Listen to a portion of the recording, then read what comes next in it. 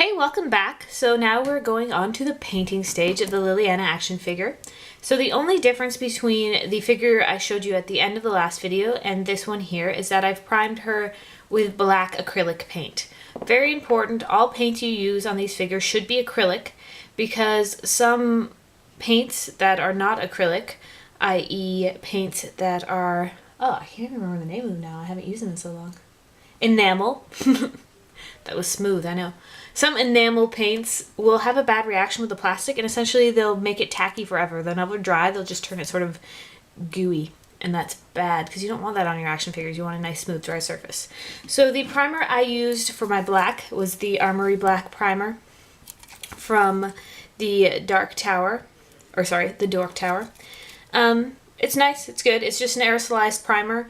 You can prime manually with just these little paint containers. It takes forever and it doesn't go smoothly though, so I like to prime with a aerosol primer.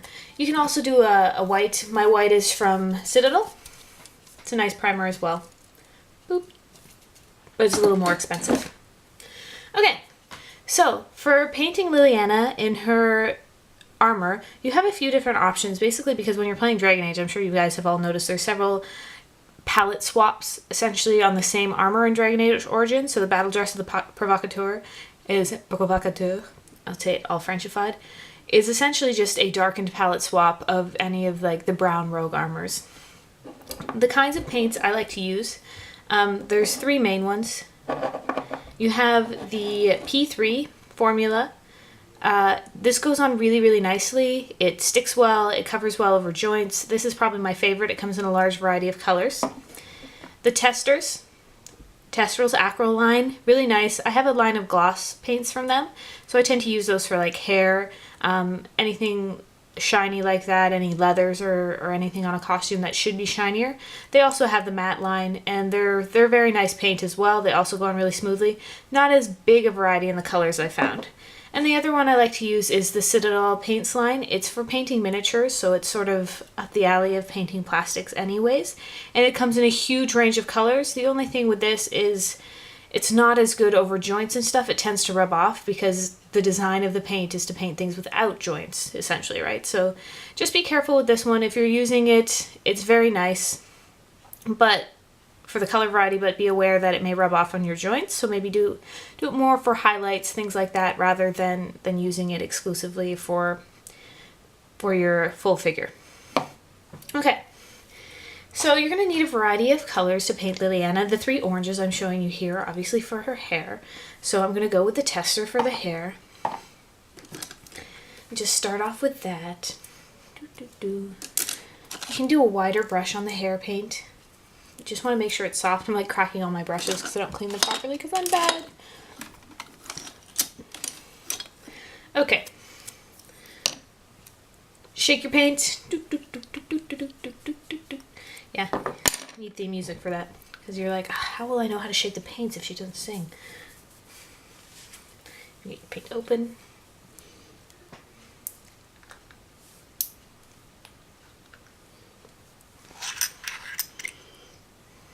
The other thing that I find problematic with testers is they tend to stick.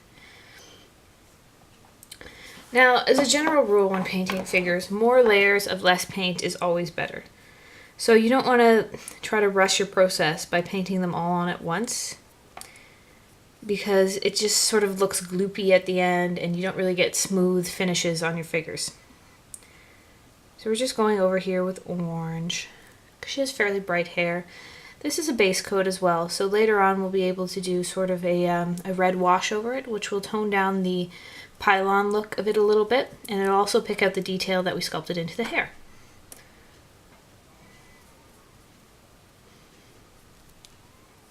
Pylon look is of course a technical term. You'll notice when I primed the figure too that she's black all over her body but not her face. I had literally just put tape around her face, because we don't want to have to repaint the eyes and features on a figure that we're not actually resculpting the eyes and features, because you know they're better at painting than I am. That's you know, it's not impossible to paint them. in future videos I can show you guys some techniques that I use for painting eyes. They're fairly common techniques, but they're very effective. That's why they're so widely used. But in this case, we don't have to do that, which is nice.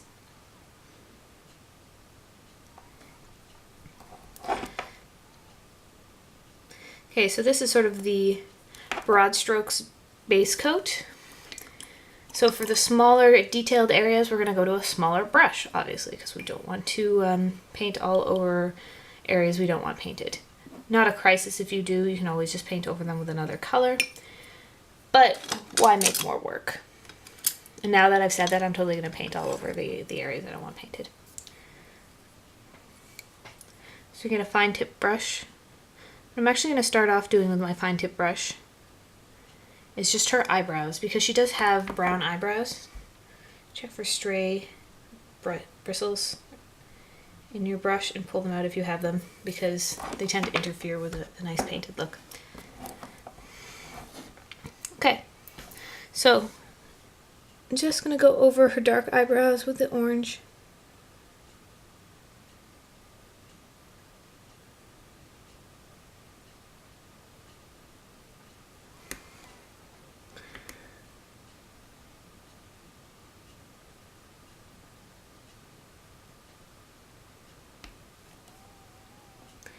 I'll clean that up later with flesh tone paint.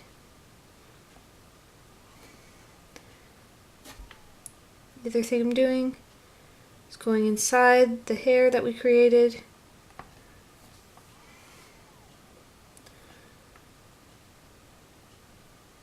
So we don't have white clay sitting next to it.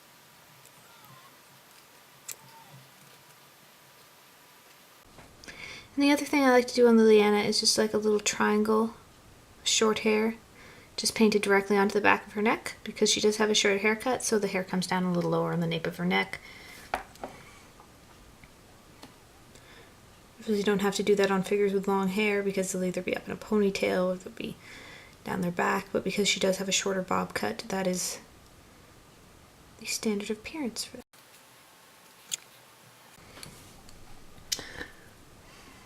Fun fact, when I'm doing a full repaint on figures' faces, the things I most often forget to paint on is eyebrows. And I'm like, why does that look so weird? Because it has no eyebrows. I know, it's a shocker. Okay, so there we have our base coat for her hair. And then we're going to tackle her armor. So what I have here, this is kind of a cool thing. It's from P3 Paints, but you can replicate it easily enough at home. You just get a flat piece of sponge in a Tupperware container and put some parchment paper over it and wet the sponge, and that then wets the parchment paper, and it keeps any paints you have on it wet, so you don't have to continually worry about them drying, because if you've worked with acrylics before, you know that they dry out and then you have to remix them and you're losing your colors, and it's very frustrating. So what I've mixed here on my wet palette is a blue-black and a red-black, because the Battle Dress of the Provocateur is in black tones, and then it sort of has this blue and red sheen over different parts of the armor. You'll also notice, if you look in close here, what I've done to the armor is I've taken a file over it and just scraped parts of it after I primed it, and that was sort of to give the leather the battle-worn look. So this front and breast piece, and as well as the larger belt, I'm going to do in a blue-black, and as well as the gauntlets and boots. And then the areas around her shoulders and arms, I'm going to do in the red-black.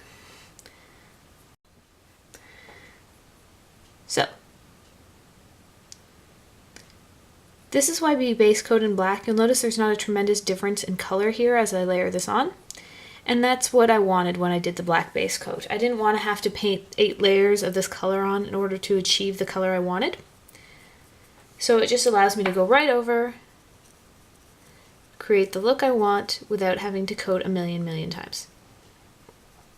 Because if you're trying to do this coat over the orange, or the blue and yellow of her suit, which is what I did the first time, it takes a very long time.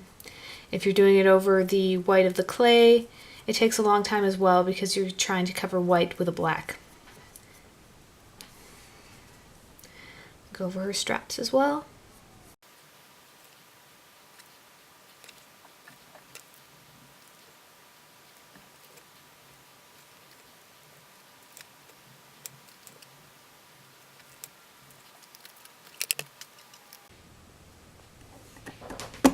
Colors I'm using, by the way, are Thalmar Black from P3 and Exile Blue from P3.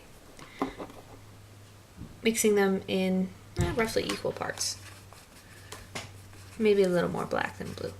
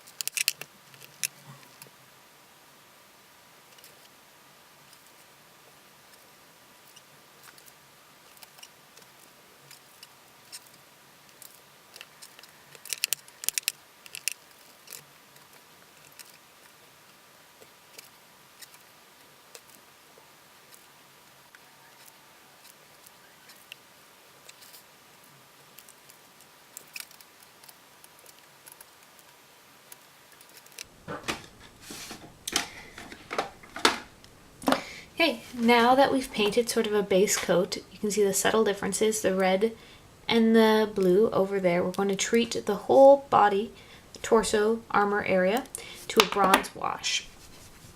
So I have the Sycorax Bronze from Citadel, and we're going to use that same big paintbrush we used to do her hair. Let's get it nice and wet.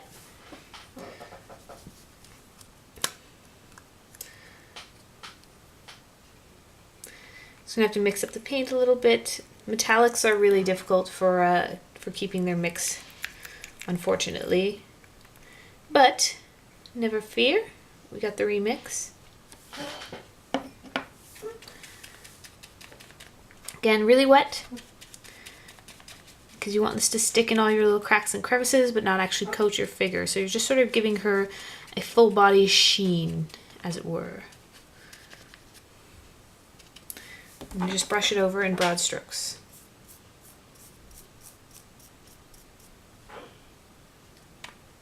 Add more water to further dilute it. Sort of gives a shiny, leathery effect to her armor.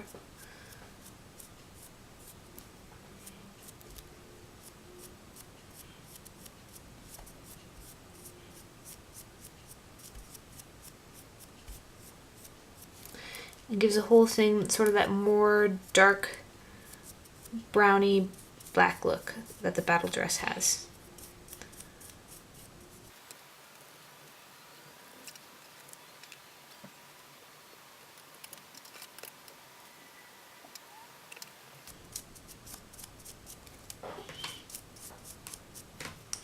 Alright guys, there are some painting basics for your figure.